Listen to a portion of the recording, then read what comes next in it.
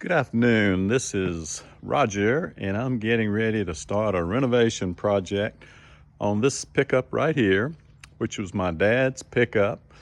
It's a 1966 F100, and I bought it from my dad in 2013.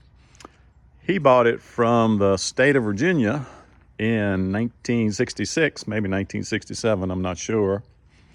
But the truck, you can see right here, the orange paint underneath, that's the used to be the color in Virginia for the state color vehicles.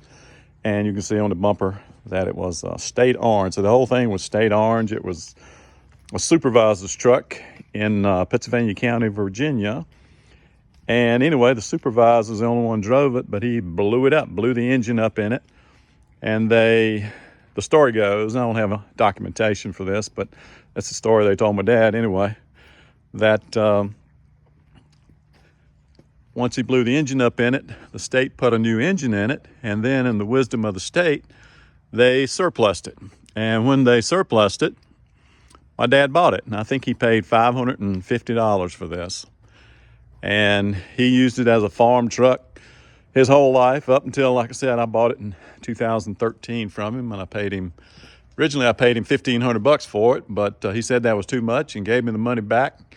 Said it was only worth $1,000, so I paid $1,000 for this old truck for my dad.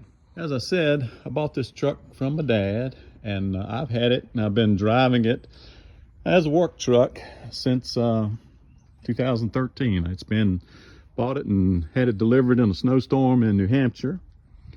And everybody in New Hampshire loved this thing. I used to get people yelling at me all the time riding down the road, telling me how great my old truck looked. It was a great look for them. But anyway, it moved from New Hampshire to Tennessee. And I'll tell you a little story later about getting out on the interstate doing 85 miles an hour without knowing it on the interstate on this old truck. But there's lots of old history on this because I bought it from my dad. My dad's name's Scrap. And I'll tell you a little bit more about Scrap in a little bit. He passed away this year in July of passed away on July the 8th, 2022.